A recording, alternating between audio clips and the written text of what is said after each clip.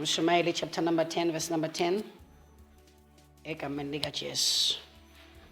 Nangambe lizembe lesidlinzi lingakaqali lalolwa umuntu ukuthi ngeke asebenzise emandla lamakhulu. Kodwa likhono liletha impumelelo. Ecclesiastes chapter number 10 verse number 10. If the axe is dull and the man does not whet the edge, he must put forth more strength. But wisdom helps him to succeed. But wisdom helps him to succeed. Lord, we thank you for your word. In Jesus' name, amen. Ngicela ukuthi sibuke namagama ngaphasi kwesihloko lesithi sharpening your edge. Sharpening your edge. Egameni lika Jesu. Kulola kukhalipha wakho. Egameni lika Jesu. Mayibongwe inkosi. Hallelujah. La sifunza khona sithola imagama umshumayeli Solomon, the book of Ecclesiastes, ebhalwa ngoKing Solomon. He wrote amongst other things kune hlabelelo latibhala, and there are many proverbs. He wrote about 3,000 proverbs egameni lika Jesu. Kune tihlabelelo futsi latibhala. Inkosi emsayisibusise. Hallelujah. Mayibongwe inkosi. And amongst his work, noma sesekhona la emhlabeni, there is also this piece egameni lika Jesu of poetry lesithola lapha egameni lika Jesu.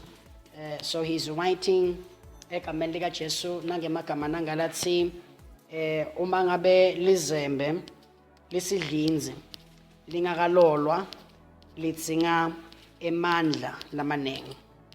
Mayibongwe inkosi. Nangabe lizembe lisidlinzi litsinga emandla lamanengi usiniketa sithombe emqondvo ngelizembe. Inkosi yemsayisibusise. So it is a metaphor sifananiso ngqo egameni lika Jesu ukuthi egameni lika Jesu kunemagama lakhulunywa lapha egameni lika Jesu ku Proverbs chapter number 27 verse number 17 lathi insimbi ilola lenye insimbi. Iron sharpens iron. Inkosi emsayisibusise. So lapho we get the picture ukuthi egameni lika Jesu yensimbi ukuthi ilola lenye insimbi lokusithombe sebantfu ukuthi bayahlakaniphisana egameni lika Jesu. But la sifunza khona la kuMshumayeli chapter number 10 verse number 10 egameni lika Jesu.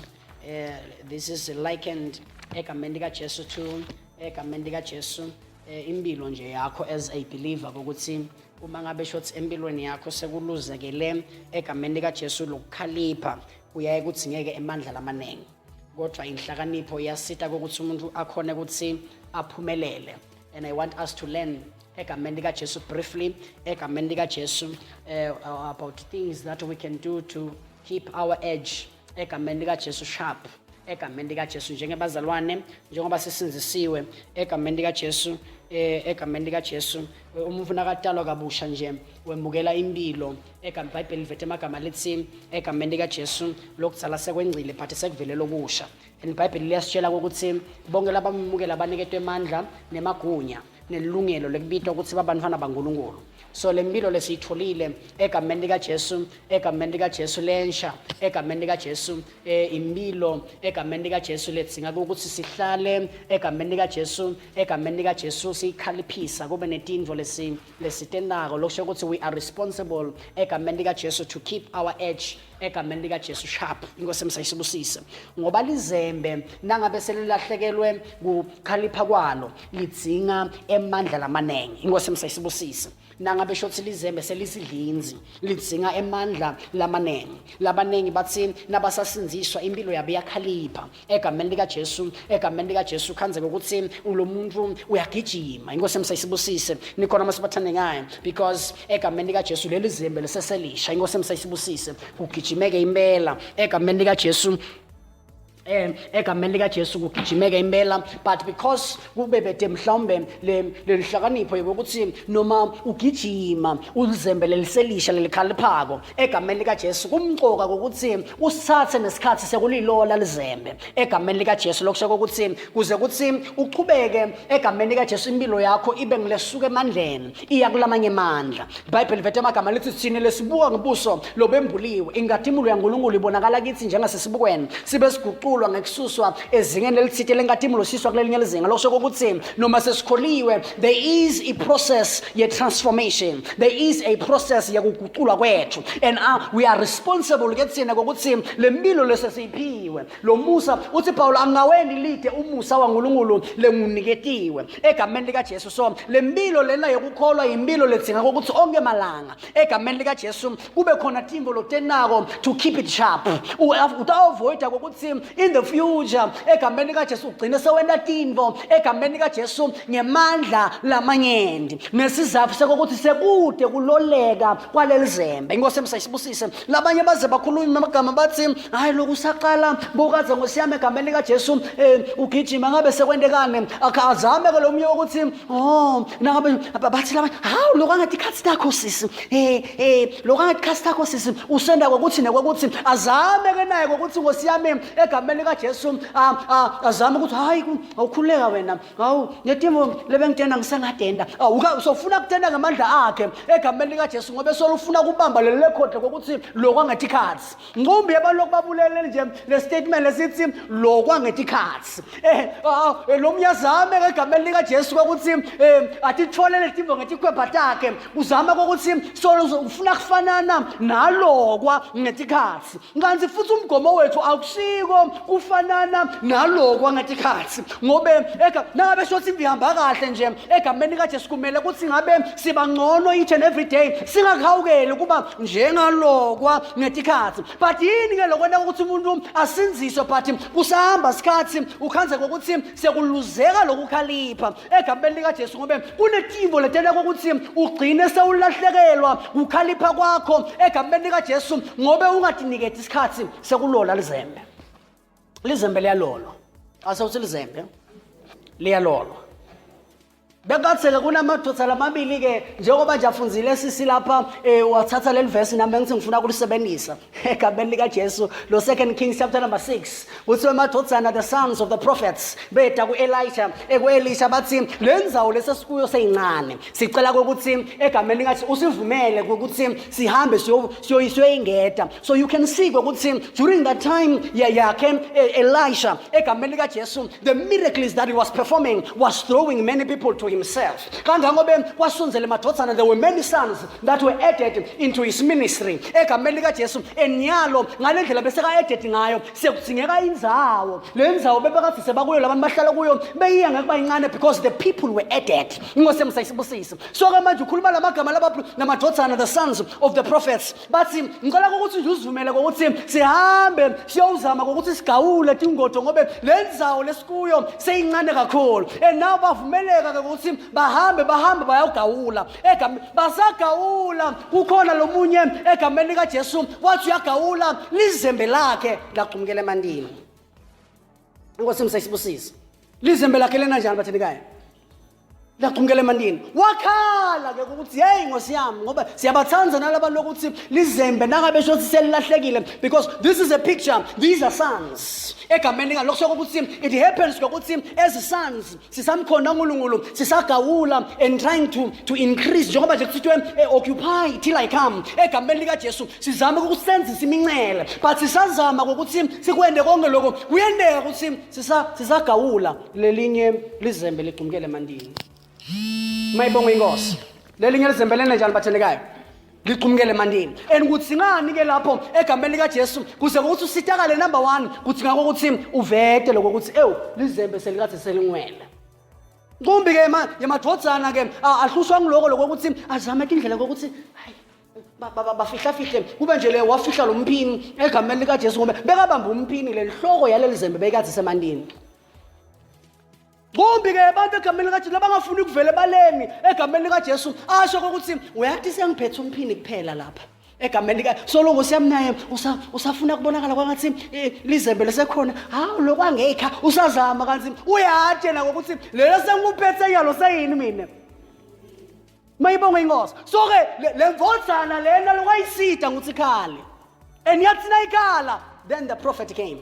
And the Bible lithi wakhaluthi, which is a picture of the cross, wayifaka lamandini egameni lika Jesu, egameni lika Jesu wayifaka lamandini. The emandi scripturally egameni lika Jesu avamise kumelela egameni lika Jesu idoctrine ngose msayisibusisa avamise kumelela sifundiso lesithe lokusho ukuthi egameni lika Jesu his ex egameni lika Jesu mhlambe there was a certain corruption leyamita egameni lika Jesu bekathi kunemfundiso njengoba nje akhala la Paul athi hey Demas sohambile ngekuthatha ngilivela manje so kunemandi latsite lena ukuthi bantu egameni lika Jesu emazembe abo alahleke but lokutaba sita and heal their waters egameni the Bible lithi amagama lesikwendeka emaIsrael emandi abo ababa lo so ukuthi the doctrine was contaminated lesifundiso saba contaminated ngose msayisibusise but what made it ukuthi iphindze bemnanzi kwaba egameni lika Jesu by the use egameni lika Jesu of a stick which is a picture of the cross you see so ngesifundiso sivalela siphambano ngephandle leso sifundiso leso egameni lika Jesu simani lababako whatever teaching and doctrine egameni lika Jesu that loses the focus of the cross and ground people on any other thing save on the cross because the cross is the basis egameni lika Jesu lokho kwenda ukuthi leyo mfundiso leyo ibe nemani lababako and emazembe lapho egameni lika Jesu ayalahleka. But the cross made the X come up. So I want you to note this. There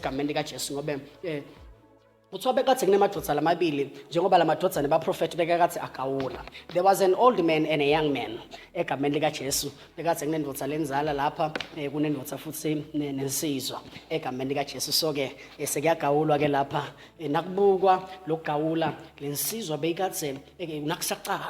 Egameni lika Jesu dihlahla betikatse ditsilika egameni lika Jesu kusagawulwa kusabuyathilika egameni lika Jesu njengoba nje kuyendeka ukhanze ukuthi nakasaqala uyanikedwa mhlambe lawo mathuba ukuthi ahlabele sonvene ukuthilike tinjo egameni lika Jesu kwendeke njani manje bathandekayo ukuthilike lo munye anikedwe lithuba lekuthi mhlambe asikhonde uve ukuthi akuyathilika lapha abantu uyabeva labo amen nabo haleluya ukuthi bavela ngelihlala khona egameni lika Jesu so kuthiwa ke kusendiwa konke lokho egameni lika Jesu kuthiwa lensizwa ayimanga egameni lika Jesu lokugeqa letihlahla ayimanga beyisolo nje njalo egameni lika Jesu itigecile tiwa tihlahla but kuthiwa lendvodza lenzala egameni lika Jesu lomkhulu bekahle egameni lika Jesu abonakala angekho mangalise ukuthi awusowuhleleni phasi akasagawuli uhle kubonakala ema egameni lika Jesu but lensizwa solo ichubeke njalo lensizwa solo ichubeke njalo kwathi ekugcineni kwase sekuyabalwa tingotho egameni lika Jesu ukuthi ngubani lo gawule kakhulu kwamangalisa ukuthi lo babe lomdzala nguyena gawule kakhulu tingotho wabuto ukuthi wakanjani ngobe mina ngaza ngema solo ngiyagawula egameni solo ngena njengoba bengele ekuqaleni solo ngiyagawula kwendeke kanjani uthi ke lo babe mfana wami lesikhathi ungibona ngathi ngithesithe egameni lika Jesu bengaze ngiyawulola lizembe egameni lika Jesu bekwenda ukuthi ke nangibuya lokho ngisebenzise amandla lamancane kudzilida tihlahla divele tidzilikele egameni lika Jesu wayathi lendvodza yathi ke lendvodzana hawu ngalesikhathi unyamalele nje mina ngithi uyabona bayadlala bosibani basanyamalele mina ngibhizi lapha egameni lika Jesu kanzi uyolola ini mathandekayo lizembe eniyena lo betiwa letihlahla but betiwa asebenzisa amandla lamanyenti inkosi msayisibusisi betiwa but bekasebenzisa amandla langakanani ngoba lizembe leselizilinzi lidzinga amandla lamane kodwa ihlakanipha wisdom will help you to succeed. Most people in the faith lokubena ukuthi banga succeed ukhanza ukuthi in the beginning they move by the waves of giftings bahambe ngema giftings abo egameni lika Jesu ukuthi yena natural uphiwena egameni lika Jesu usahamba sikhathi lo muntu egameni lika Jesu avele kubonakala kwangasolo kuyagawuleka but they are not effective bafika la khona sebasebenzisa khona banamandla lamanene nababona labanye kwangathi bathe shalala egameni likaJesu bathi obosibani basabhizi sina sibhizi lapho solo siyajubasisa egameni likaJesu kanzi awathi ukuthi wena noma ukujubeka kodwa ujuba nje usebenzisa amandla langakanani kanzi inhlakanipho wisdom will help you egameni likaJesu as a Christian to succeed in your Christian walk. Sharpen your edge. Sharpen your edge. Egameni likaJesu. Lo babe lo kwenda ukuthi tihlahla taka tibethi nengela tijubile abehlaba naso sikhathi sekuthi athi gozololo ayolola. Mayibonga inkosi. Lokwenda ngokuthi labanye noma babonakala kwangathi solo ba effective njengasekuqaleni. Solo mhlambe basageqa ngobe lo munye unekokuthi mina solo ngena njengasekuqaleni. Solo ngena njengasekuqaleni. Kude sisilokushindile kodwa na ubuka ukuthi wena njengasekuqaleni nje lamandla lo wasebenzisako angakanani. Solo ufuna ku maintain le record lasekuqaleni. How mina sisi wena nje bekuthi nje qala sovela soyakhala ngembe ngaya solusazama ubona embedini ngathi akusasito lesasekuqaleni egameni likaJesu kona solo lesinye isikhathi uNkulunkulu uprofethile ngawe ekuqaleni ngaloko ukuthi uprofethile waprofeta sova kwangathi kumele ehlala uprofeta egameni likaJesu seyihamba lembo seyiyange phela sofuna ukuqhubeka wena kuprofeta uqhubeke uthi uNkulunkulu abangakasho ngesizathu sokuthi sekulahleke kukhalipha awudindiketi isikhathi sokuthi uthi khosololo nawe uyawucijisa lizembe lakho sofuna umaintaina ihistory yayitolo ngokuthi itolo bengathi ngikhalipha usivele siprophet ukuthi hayi ngasakusasiso egameni likaJesu lesi ngathi sakhiwe egameni likaJesu lo muntu uprofeti itolo ngosi wasinaka prophet itolo vele timbotendeka but namuhla uNkulunkulu akasho egameni likaJesu but yena solo usafuna kumaintaina ukuthi ngiyaprofeta mina ngathiwa njengamprofeti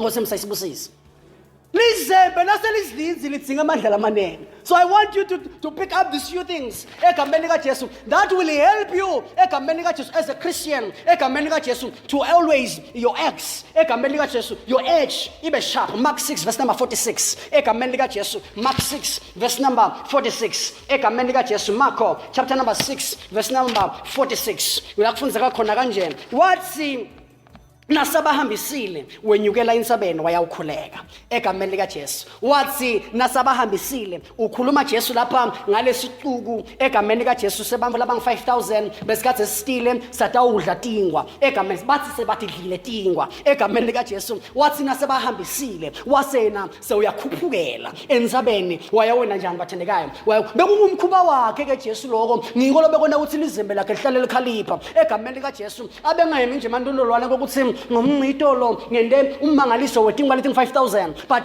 to always keep his acts sharp he went to prayer. So number 1 egameni likaJesu make time for prayer egameni likaJesu so that you sharpen your edge egameni likaJesu ngosemsayisibusisa so that you sharpen your edge it was his culture egameni likaJesu. Number 2 egameni likaJesu Hebrews egameni likaJesu. We are taking a few things now that will help you egameni likaJesu to sharpen your edge egameni likaJesu. Verse number 25 Hebrews chapter number 10 singakuyekele ukuhlangana nzawonye njengoba labanye sebanemkhuba wekungahlangani kodwa asikhuthathane kakhulu njengoba nani niyabona ukuthi lilanga selisonzele egameni likaJesu njengoba nani niyabona ukuthi lilanga selisonzele verse number 42 imisebenzi yabapostoli egameni likaJesu. Verse number 42 egameni likaJesu baqinisela njalo bahlanganyela etifundisweni yabapostoli nasebudlelwaneni nasekuklephuleni singwa nasemithandazweni. You see egameni likaJesu lokutakusita lokutawenda kokuthi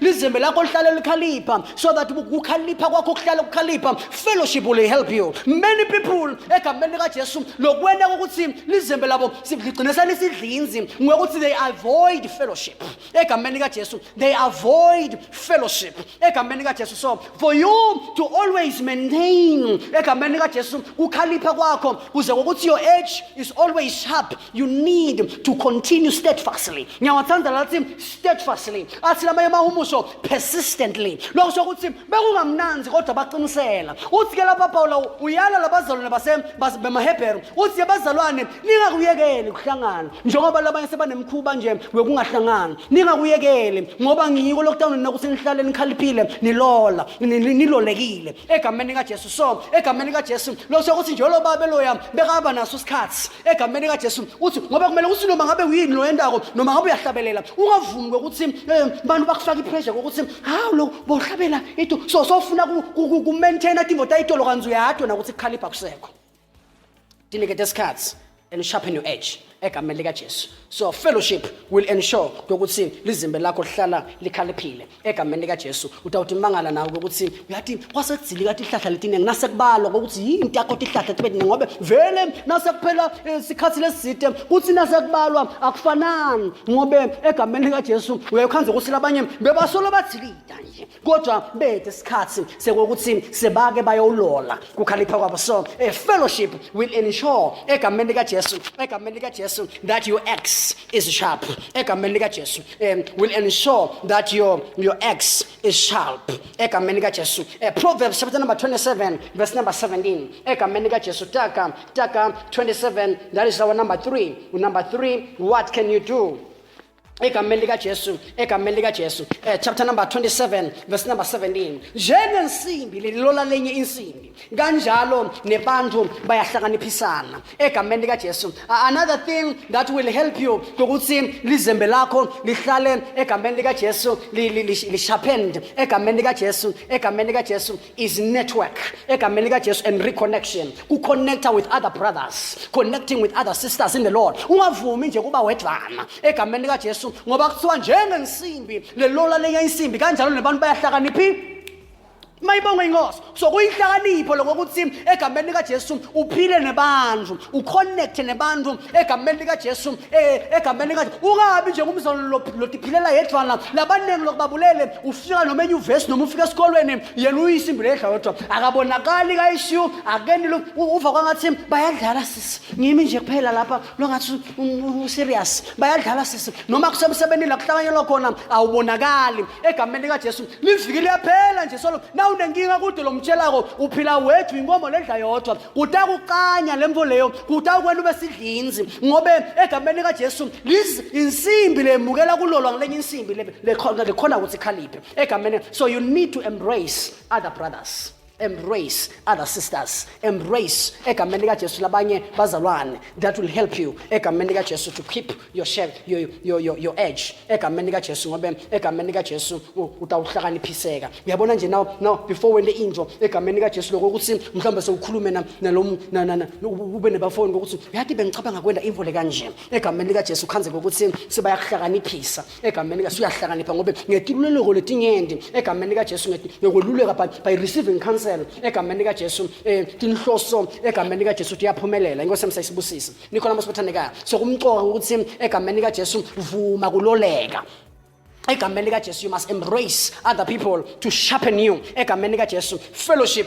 will help you ukuthi ube sharpened. A prayer will help you to be sharpened egameni likaJesu. So number 4 egameni likaJesu, having a teachable spirit. That will help you a long way egameni likaJesu, having a teachable spirit egameni likaJesu, having a teachable spirit egameni likaJesu. Isaiah 15 verse number 4. Inkosi simakathe inginikela ulwimi lolufunzisiwe kuze ngathi livile kuqinisa laba madolo abo asaceka. Ungivusa njalo nje ekseni avusa indlebe yami ite ulalela njengemumvu nakafunziswa egameni likaJesu. Uyabona lokho ukuthi uadmit wena ethathe wethu ukuthi kunetimvo letinye longatati. Having just a teachable spirit ube nawe ukuthi angikwati konke uzivule lesikhala sokuthi ngingaboniseka. Uyayibona muslemvo leyo iyakusita ukuthi lizembe lakho lihlale likhalipha lobanengi lokubaqanyako engilokungatshelwa ngilokubokhanda lemtshelo kwakhe egameni likaJesu. Now uthi uyambonisa hawu uyathi bekungalunga kanjena sisi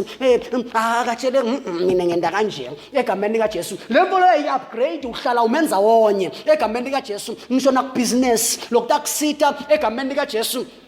ngokuthi ube ne-teachable spirit, ube nemoya wokufunza egameni uhlusonzela kulabanye labenda the same thing egameni likaJesu. Nibuke ukwenda njani wena egameni likaJesu, ukwenda njani wena, utawukhanza sokwenda kangcono nabakulungisisa ukuthi hayi akwendiwa kanje, ngisho ukuthi kwendiwa njani egameni likaJesu. Ube ngumuntu lofundisekako. You must have a teachable spirit that will kill many people. Nje bazoloku babulalako ngiloko ukuthi abatsheleke izithi abatsheleke egameni likaJesu. Indlela nje yakhe indlela yakhe kude sikhala sekungathi wathi konke egameni likaJesu, and that will kill your sharpness. That will kill your sharpness egameni likaJesu, egameni likaJesu. 1 Corinthians chapter number 15 verse number 33, that is our number 5 egameni likaJesu.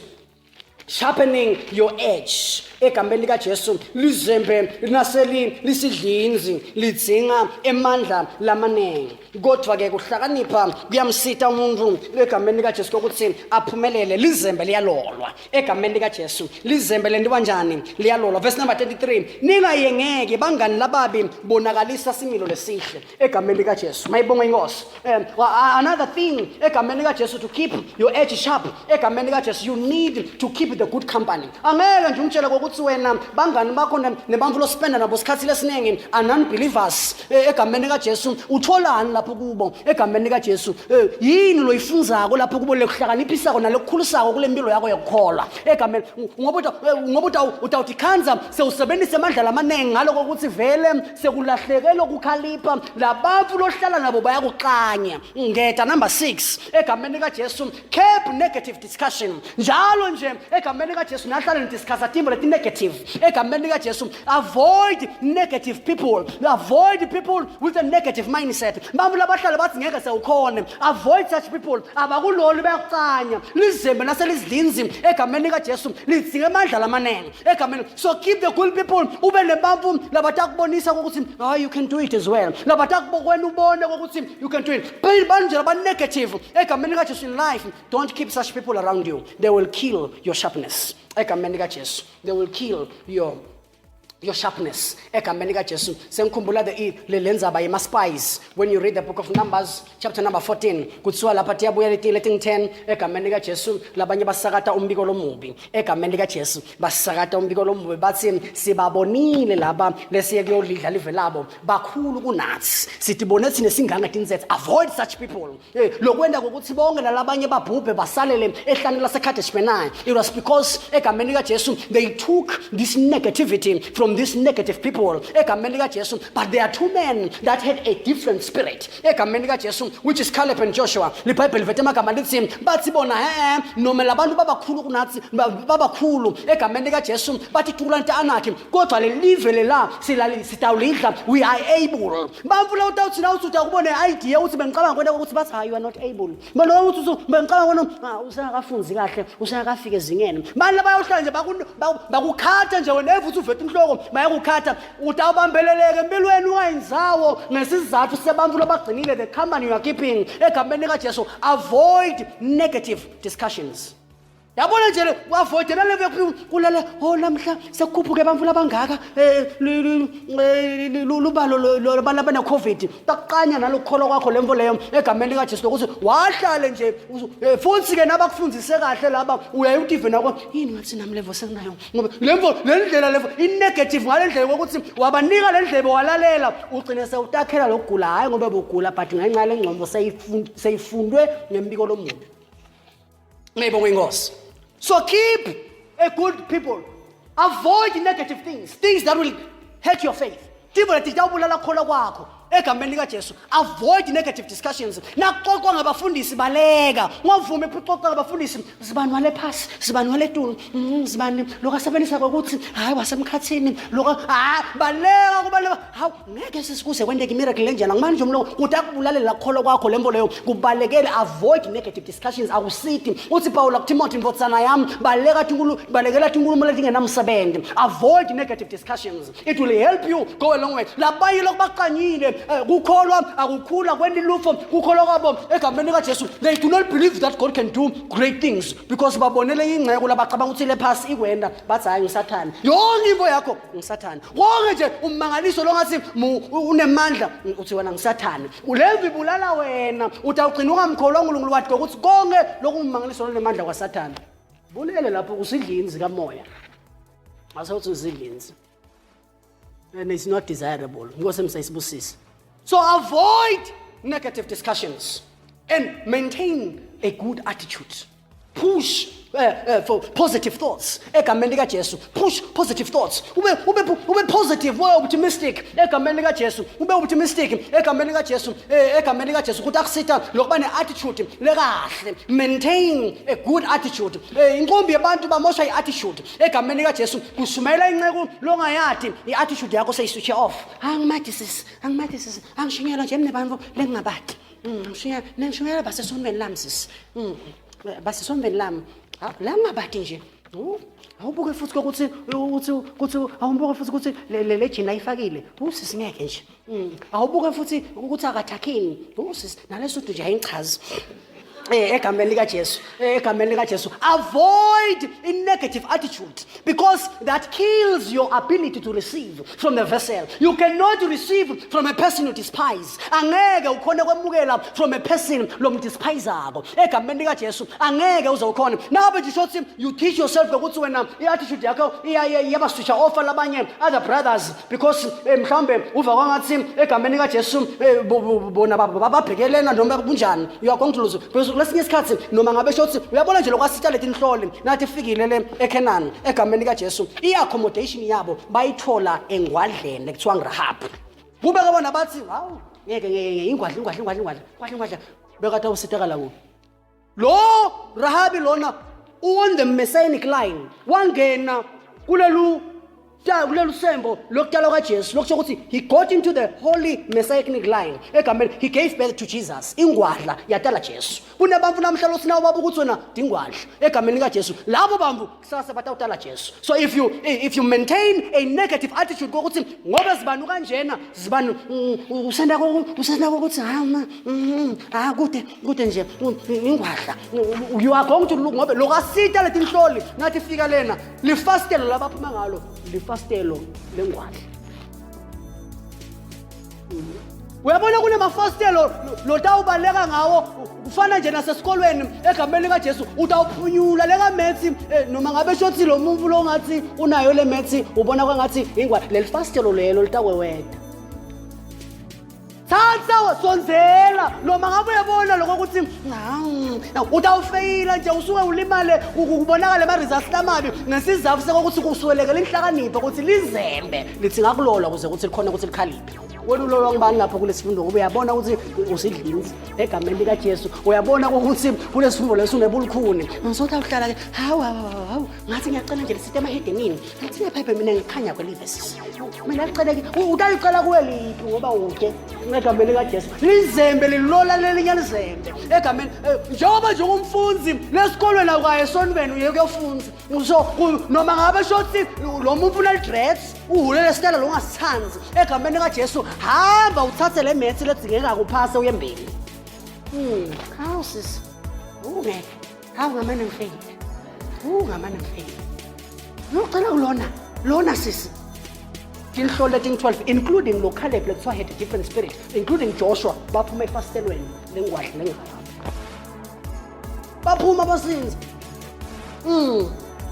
lo bavuna lothi namhla dingwadla lawo mafastelo ngiwo umdala kuniketona ukuthi wele ngawo la kulesinye isikhathi uyathi na ufika kusasa unqonqotha kulama ema-office uyawukhanza umuntu wangayitolo lobo mbona kwangathi wena ungRahab umkhanze aphethe lapha asunga lapha esitulweni tocela nomsebenzi khanze ukuthi ngoba umdespise umbukela ngaphasi ngayitolo khanze usoyiwela fastelo lakho bekungiloyo muntu loyo hawu ngeke labanye bayavusela yebo ngangiziphala uva kwangathi bathi akuthelela utazangithelele sisi ngithelele nje kuvusela abantu iBhayibheli ize lithi ningababingeleli nekubabingelele egameni likaJesu lapho ubasidlinzi kama ngoba nalolu thando luyaphola lolu thando lwakho luba ugcine umzalwane longenandzaba nebantu because le nhliziyo yakho ifundiswe ukuthi your problem is people are never the problem is the nature lenda ukuthi labantu bende lendlela babehave ngayo and wena utela omandla kubagucula labantu ngobe lemvelo yabo yokonakala ingasolve siphambano kuphela hayi wena noma ungendani noma wazama egameni likaJesu ukuthi nawu tokhuluma nami yazi ugcoka kanje nawu tokhuluma nami uyalungisa but awulungisela wena but lemvelo itabe solimile ngeke lemvelo yabona but awendela wena ngitsangendela yena ukuthi ekwaxe babe sesebathi gcoka ngiyiwe nje inqumbi yabantwana egameni likaJesu ngalendlela ukhanze ukuthi bakhuliseke ngayo kulamanye emakhaya egameni likaJesu khanze ukuthi bafostelelwa bathi labantwana bangathola inkululeko egameni likaJesu khanze umfane kamanzini uphuma lekhaya faka isketch nakafika kamanzini uvula bhagu wakhe yakhatha livula bese ulithethepho ngoba ekhaya kwaphumula embethe uyabona ukuthi ngisho nemgomo wasesombeni lokuthi la sombeni senda kanje angeke ukusindise lokutawusita kwelaphe lemvelo yakhe konakala siphamba nokuphela ngisho nelo somva ngeke kusita singaba nemihambo la sombeni lokuthi yenda kokuthi but nangabe shotha wangena ngesiphambano tafaka ukuthi sithela emani emhlanje welidala sokuthela sithela nje uthi binge egameni likaJesu so siyadinga ukuthi egameni likaJesu we need egameni not to despise other people lusito lokulesinye isikhathi uyolithola kumuntu lonatha tshwala khanze ukuthi uthola alfastolo lokwela akhulume ligama lelitakusita lonatha tshwala egameni likaJesu ngikhanze ukuthi wena soyasita so maintain and keep a good attitude avoid negative attitudes egameni likaJesu mayibonga inkosi nikhona masibathandekayo and also number 7 read books you must read egameni likaJesu make time to read egameni likaJesu it will sharpen your edge egameni likaJesu read egameni likaJesu also egameni likaJesu number 8 number 9 egameni likaJesu read the word egameni likaJesu uyabona nje lokutakusita kakhulu is to stick to the book stick to the book which is the Bible lencwadi yemthetho ayingasuki Joshua 1 verse number 8 ayingasuki lokwenda ukuthi ugcine sewuhlanze sewusidlinzi ngokuthi ukhanze ukuthi egameni likaJesu lencwadi sayisukile you don't read egameni likaJesu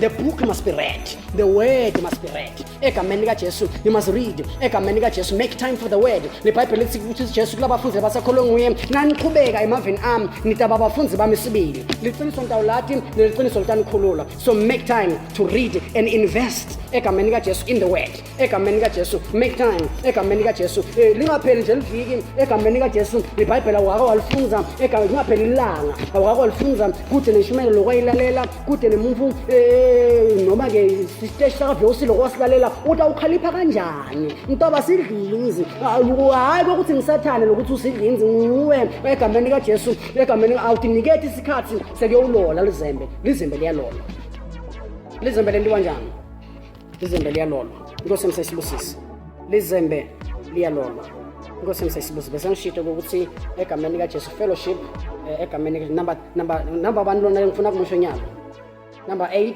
egameni likaJesu confessing your faults that will help you egameni likaJesu it will keep you hygiene njalo egameni likaJesu iBhayibheli liyasitshela ukuthi nangabe shothi egameni likaJesu kunemaphutha lonawo uNkulunkulu wengcisi number 2 nangabe shothi nemaphutha lonawo nalomunye umuntu uthi sorry akubulali umuntu lembo leyo takusita hlala ukhaliphile Nkosi emsayisibusisi nabanye lokubamosha ngokuthi umnyathele lomunye umuntu akaxolisi egameni likaJesu awutawubona nje na Yesu ukuthi semshingile tawubona nje egameni likaJesu so teach yourself to confess egameni to one another egameni njengoba sike sayifundisa the subject Nkosi emsayisibusisi egameni likaJesu and crying out loud njengoba sikishito lapha ku2 Kings egameni likaJesu crying out loud if there is a problem if you need help kumbe abantu lokubena ukuthi egameni likaJesu akwendeke bakhale bacela usito wonke nje ufuna ukuthi uvele egameni likaJesu egameni hawu bathi uthi nje singocela usito lenje angihlekane kungihleka egameni likaJesu